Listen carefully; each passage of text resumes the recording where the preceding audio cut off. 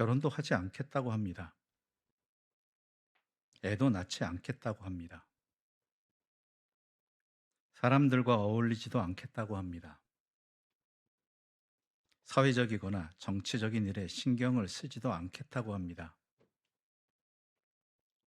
주지도 않겠다고 하고 받지도 않겠다고 합니다. 혼자 밥 먹는 것, 또한 혼자 술 먹는 것, 혼자 여행 떠나는 것, 혼자 노는 것이란 말들이 익숙해진 세상입니다. 그냥 내버려 두라고 합니다. 이것이 우리 시대의 모습입니다. 당연한 일상이 이제는 되어 버렸습니다. 그런데 이런 선택을 하는 이유는 분명합니다. 삶이 피곤하고 지쳐서입니다. 등에 지워진 짐이 무겁고 부담이 돼서입니다. 거듭되는 수고와 무거운 짐에 지치지 않을 사람이 어디 있겠습니까? 삶이 힘겹고 버거우면 모든 일이 다 싫어집니다. 인간관계도 싫고, 사회생활도 싫고, 직장도 싫고, 심지어 종교 생활 등 이 모든 것들이 전부 부담으로만 다가옵니다. 이런저런 변명이 늘어나는 것도, 이런저런 두려움이 많아지는 것도 점점 더 소심해지거나 점점 더 계산적이 되어져 가는 것도 다 피곤하고 바쁘고 힘들어서입니다. 그런데 한편으로는 그러면서도 아이러니하게 더 수고하는 삶으로 나아갑니다. 더 무거운 짐을 지려고 합니다. 왜냐하면 힘들어도 그래야 살아남을 수 있을 것 같아서입니다. 버거워도 그래야 내일이 달라질 것 같아서입니다. 하지만 그렇게 된다는 보장은 없습니다. 앞선 세대도 그렇게 되지 않았습니다. 그런데 알면서도 그렇게 살아갑니다. 다른 삶을 생각하는 것 자체가 부담이 됩니다. 고민하고 성찰하고 모색하는 것 자체가 무겁습니다. 그냥 살아가다 보면 되겠지 않은 막연하게 생각을 하게 됩니다. 그런데 그렇게 살아간다고 되겠습니까? 되었다면 사람들이 이 모양 이 꼴이겠습니까? 나이, 직업, 성별 등에 관계없이 다들 이렇게 소심하고 소극적으로 인생을 살아가겠습니까? 예수님은 그런 지친 사람들을, 그런 짐에 힘겨워하는 사람들을 부르셨습니다. 오늘 본문 28절부터 30절의 말씀을 제가 받들어 읽겠습니다. 수고하고 무거운 짐진 자들아 다 내게로 오라. 내가 너희를 쉬게 하리라. 나는 마음이 온유하고 겸손하니 나의 멍에를 메고 내게 배우라. 그리하면 너희 마음이 쉼을 얻으리니 이는 내 멍에는 쉽고 내 짐은 가벼움이라 하시니라. 예수님은 당신께로 나으라고 하셨습니다. 예수님은 무거운 짐을 진 사람들을 쉬게 하겠다고 말씀하십니다. 쉬게 하겠다는 말이 반복되어 나옵니다. 내게로 오라고 하신 그 말씀은 제자들을 부르실 때 나를 따르라고 하신 말씀과 같은 의미입니다. 그런데 예수님에게 가면 모든 무거운 짐이 사라지고 참된 쉼이 보장됩니까?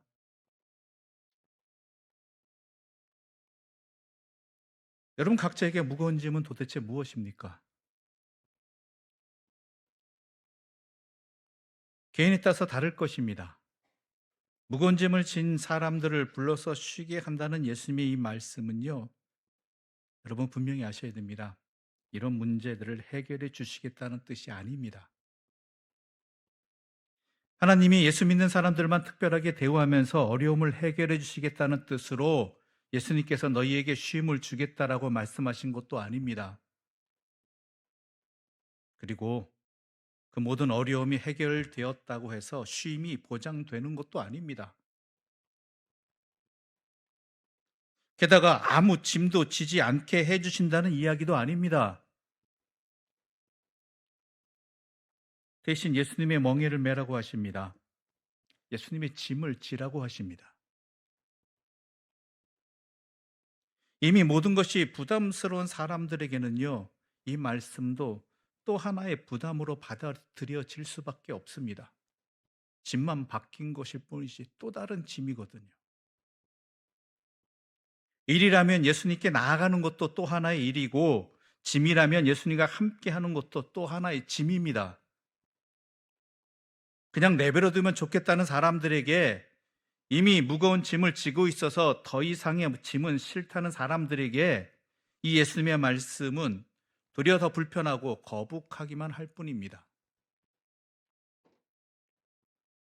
사람의 형편을 누구보다 잘 아시는 예수님이 오히려 이런저런 부담만 주시는 듯해서 야속하게도 보일 것입니다.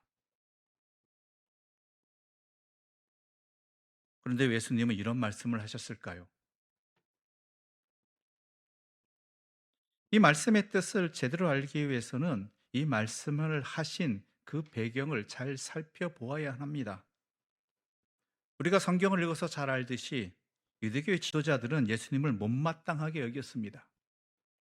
그 이유는 여러 가지이죠.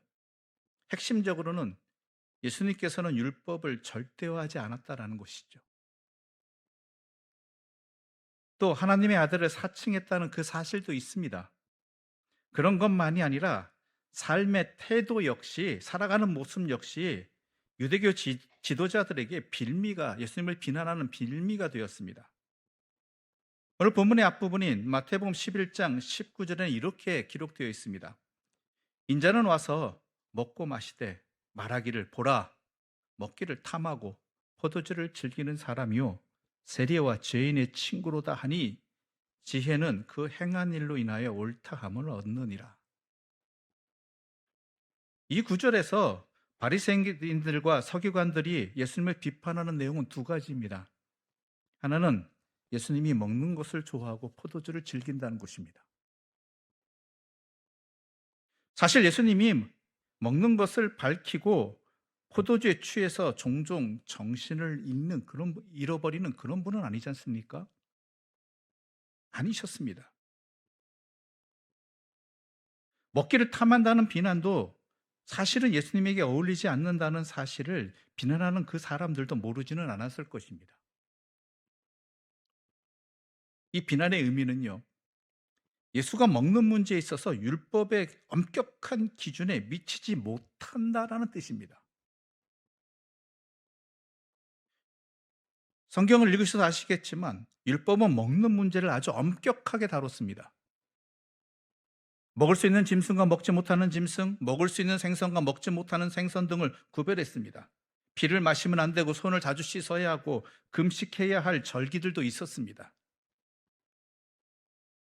유대인들은 이러한 엄격한 음식에 대한 율법의 규정들을, 기준들을 지키면서 자신들이 다른 민족들과 구별된다라는 이 사실을, 그것을 통해 증명하려고 했습니다. 동시에 자신들의 민족의 정체성을 유지하는 방법은 이 율법, 먹을 것에 대한 율법을 철저하게, 더 정확하게 지키는 것으로 자신들의 민족의 정체성을 지킬 수 있다라고 생각한 것이죠. 이런 율법의 기준에 비춰보면 예수님은 먹고 마시기를 탐하는 사람, 그 율법의 규정을 정확하게 지키지 아니하는, 기준에 맞지 않게 행하는 사람, 정확하게 지키지 않는 사람이 되었다라는 것이죠. 또 다른 하나는 예수님이 사회적으로 평판이 떨어지는 사람들과 어울린다는 사실입니다. 본문에 거론된 세리와 죄인은 경건한 사람들이 상종하면 안 될 그러한 인물들입니다. 물론 그들도 세리와 죄인이 불쌍하다는 사실을 모르진 않았습니다. 오죽하면 저렇게 먹고 사느냐, 오죽하면 저럴 수밖에 없지 않느냐라는 그러한 안타까운 생각도 가졌지만 눈물을 머금고 그들을 공동체로부터 분리해내는 게 자신들의 사회를 건강하게 지킬 수 있는 최선의 길이니 어쩔 수 없다라고 생각한 사람들이죠. 이것도 좋고 저것도 좋다라는 식으로 가다 보면 이 공동체가 언제 깨질지 모른다고 생각했습니다. 그런 생각이 전통으로 자리 잡으면서 율법에 기록된 것이지요. 예수님이 율법의 잣대로 사람들을 대하지 않으셨다는 것은 분명한 사실입니다. 그래서 당시 유대교 지도자들은 이것을 용납할 수가 없었죠. 이것을 용납했다가는 자신들의 공동체와 또한 정체성이 무너진다고 생각했습니다. 자신들이 그렇게 엄격하게 철저하게 오랫동안 지켜온 것들이 틀렸다고 생각되어질 수도 있다라는 그러한 두려움에 사로잡혔습니다. 그러니 율법을 문자적으로 철저하게 지키던 그들의 눈에는 예수님은 율법을 무시하는 사람이었던 것이죠. 그렇다고 유대교 지도자들을 이상한 사람들로 보면 안 됩니다. 공연히 상대방의 약점을 트집잡는 비인격적인 사람들이 아닙니다. 바리새인들과 서기관들로 대표되는 그들은 당시 사회의 절대 규범이었습니다. 어떻게 살아야 되는가를 알 수 있는 규범이었죠.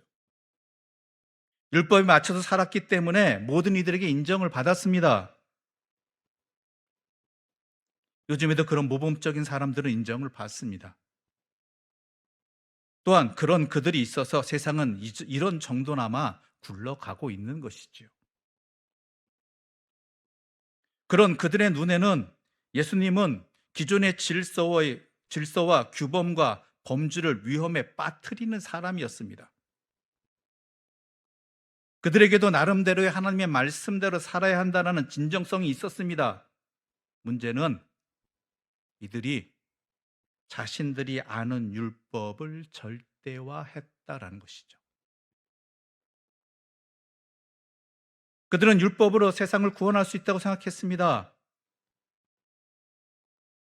그러한 율법 우선주의자들이었기 때문에 실증주의자들이었기 때문에 율법주의자들이었기 때문에 그들은 예수님을 비난하지 않을 수 없었던 것이죠.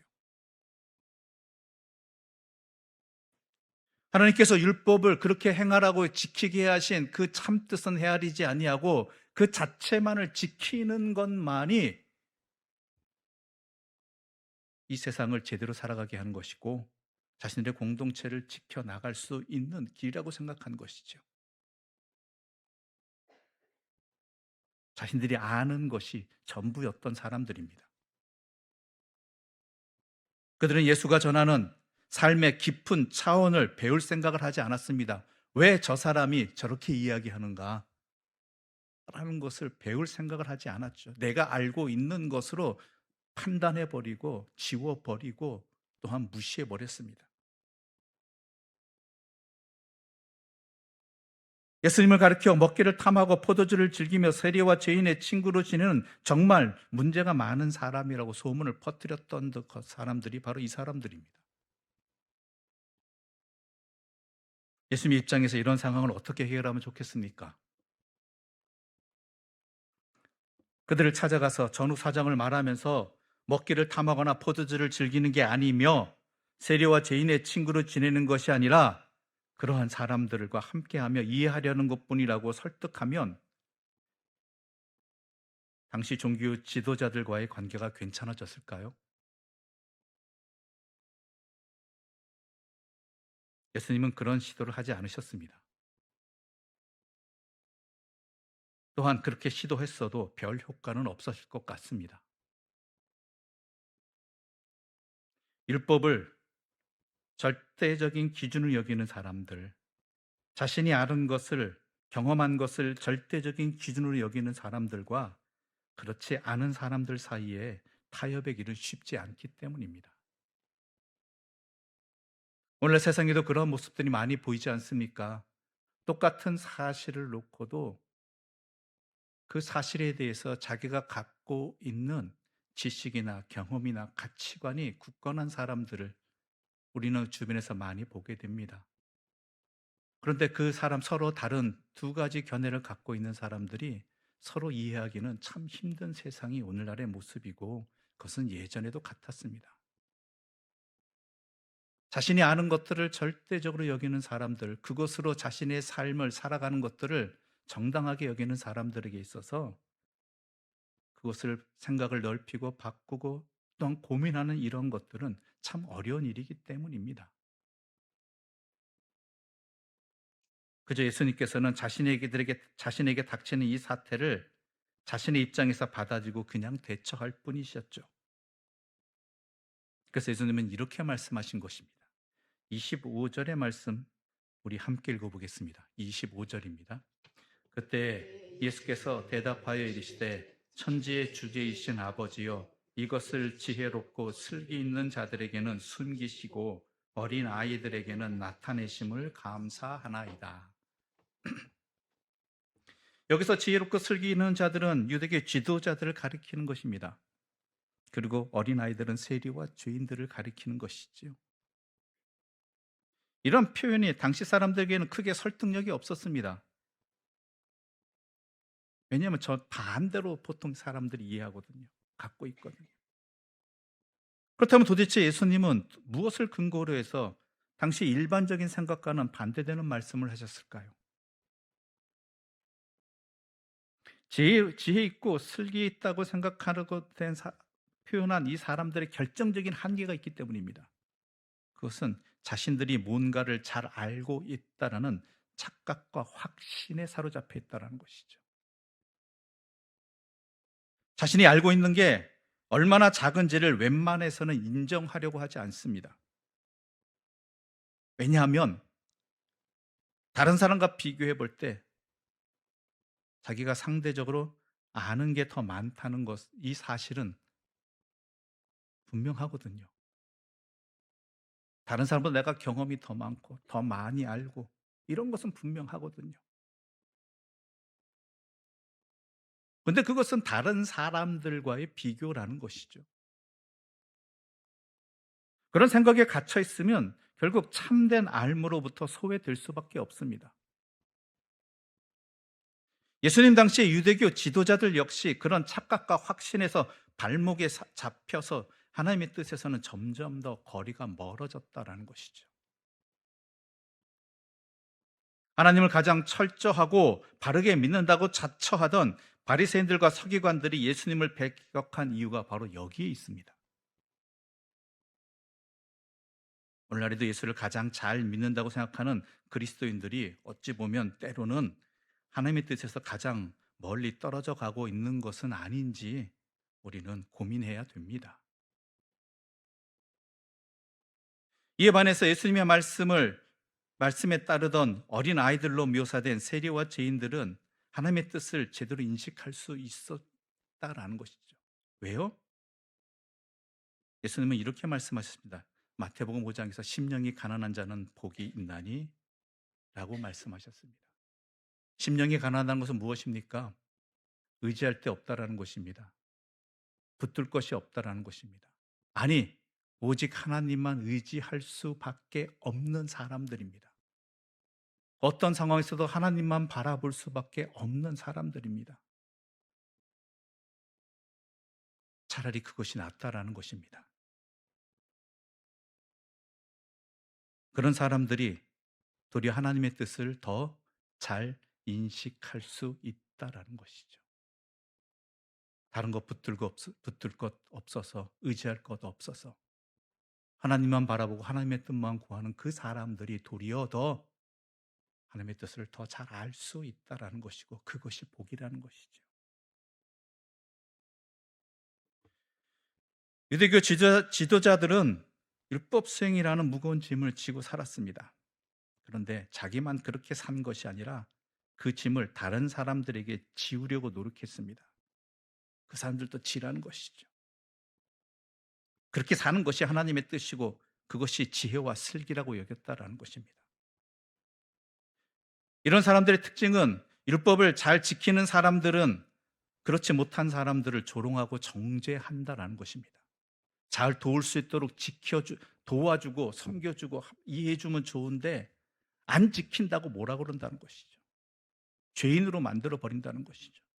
그 사람이 왜 그렇게 살아갈 수밖에 없는지 이유와 형편을 돌아보는 것이 아니라 안 지킨다고 뭐라 그러고 못 지킨다고 정죄해 버린다라는 것입니다.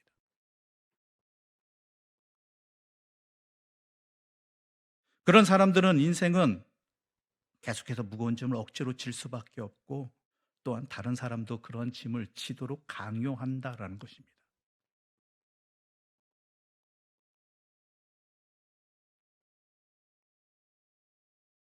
그래서 마태복음 23장 4절에서 예수님은 이러한 서기관들과 바리새인들을 비판하면서 이렇게 말씀하셨습니다. 제가 받들겠습니다. 마태복음 23장 1절부터 4절까지의 말씀입니다. 예수께서 무리와 제자들에게 말씀하여 이르시되 서기관들과 바리새인들이 모세의 자리에 앉았으니 그러므로 무엇이든지 그들이 말하는 바는 행하고 지키되 그들이 하는 행위는 본받지 말라. 그들은 말만 하고 행하지 아니하며 또 무거운 짐을 묶어 사람의 어깨에 지우되 자기는 이것을 한 손가락으로도 움직이려 하지 아니하며. 종교적인 자리뿐만이 아닙니다. 우리 일상에서도 우리에게 지워진 짐들이 있습니다. 우리를 쉬지 못하게 하는 짐들이 있습니다. 일하는 행복과 쉬는 행복을 빼앗아 버린 모든 것이 은혜여야 할 그런 우리의 삶을 지치고 고단하게 만들어 버리는 무거운 짐들이 있습니다. 경쟁과 차별이 당연한 세상살이가 그렇습니다. 뒤처지지 않기 위해서 자신에 대해서도 너그럽지 못하게 할 뿐 아니라 이웃에 대해서도 너그럽지 못하게 만들어 버리는 그러한 세상의 짐들이 있습니다. 내가 살아가기 위해서 남을 헐뜯어야 되고 또한 내가 이익을 얻기 위해서 남에게 손해를 끼치는 것이 당연한 듯 되어버리는, 그래서 남의 머리 위에 있어야지 결코 다른 사람의 뒤에 있거나 섬기는 자리에 있어서는 안 되는 그러한 세상의 짐들이 있다라는 것이죠. 그러기 위해서 더 노력해야 되고 더 약삭빨라야 되고 더 계산적이어야 되고 또한 다른 사람을 생각하기는커녕 그 사람을 어떻게 이용해야 될까라는 그러한 세상의 짐들이 있다라는 것이죠. 배우는 목적도 무엇에 있습니까? 다른 사람보다 위에 있기 위해서입니다. 열심히 돈 버는 목적도 무엇에 있습니까? 다른 사람들을 섬기고 함께 나누기 위함이 아니라 다른 사람들에게 무시받지 않는 것을 넘어서서 다른 사람들을 내 뜻대로 또한 이용하기 위해서라는 것이죠. 그러다 보니 자신에게 너그럽지 못합니다. 내 자녀들을 너그럽게 대하지 못합니다. 이웃들에게 너그럽게 못하게 되는 그러하게 됩니다. 또한 그러한 짐으로 다른 사람을 판단합니다. 누가 잘 살고 못 사느냐를 그러한 짐으로 판단합니다. 그리고 그 짐을 지우려고 노력하고 그 짐으로 억누릅니다. 예수님의 말씀처럼 이제는 정말 내려놓아야 할 무거운 짐들이 우리에게 다 있습니다. 바로 이런 상황에서 주님은 사람들을 부르십니다. 예수님의 멍에와 예수님의 짐을 지라고 하십니다. 예수님은 그러지 않아도 지친 사람들을 더 지치게 하는 것이 아니라 아예 새롭게 살아보자고 하시는 것입니다. 예수님은 예수님에게서 배우라고 하십니다. 어떻게 살아야 하는지, 무엇이 중요한지, 삶의 신비와 행복이 어디에 있는지, 무엇이 우리를 자신에게나 이웃에게나 너그럽게 하는지 예수님께 배우라고, 그렇게 함으로써 쉼을 얻고 그렇게 함으로써 가벼워지라고 그렇게 하고 계시는 것입니다. 예수님은 예수님 안에서 쉬라고 하십니다. 예수님은 예수님 안에서 마음이 평안해지라고 하십니다. 예수님은 예수님 안에서 쉬는 법과 평안해지는 법을 배우러 가셨습니다. 예수님과 함께 하는 삶은 구원받기 위한 의무와 부담이 아니라 구원받는 기쁨과 평화라는 것입니다. 그런데 분명히 아셔야 됩니다. 짐을 벗어버리는 것만이 능사가 아닙니다. 제대로 된 짐을 져야 합니다. 그리고 잘 지고 가야 합니다. 주님의 멍에와 짐을 지고 가야 합니다. 짐을 안 지는 인생은 없습니다. 어떤 짐을 지느냐라는 것이죠. 주님의 멍에가 무엇입니까? 주님의 짐이 뭡니까? 십자가라는 것이죠. 그것은 자비입니다. 거룩이라는 척도가 사람을 가르고 정죄하는 세상 속에서 주님은 자비라는 새로운 기준을 세우셨습니다. 이 자비는 가르기보다는 품습니다. 옳고 그름의 경계를 흐려놓지는 않지만 사람들을 함부로 내치지 않습니다. 비록 거룩한 삶의 자리에서 멀어졌을지라도 그들이 소중한 사람임을 잊지 않는 것이 바로 이 짐입니다. 내 생의 문제를 해결하는 데는 남을 복되게 하는 것보다 더 좋은 길은 없다라는 것입니다. 남을 복되게 하면서도 아무것도 바라지 않을 때 우리의 삶은 바탕에서부터 건강해진다라는 것입니다. 이 짐을 지라는 것입니다. 이것이 바로 예수님이 말씀하시는 짐, 하나님 나라의 삶의 방식이라는 것입니다. 주님은 그것을 우리에게 가르쳐 주고 싶으신 것입니다. 어차피 우리는 하나님께로부터 왔다가 하나님께로 돌아가야 할 인생입니다.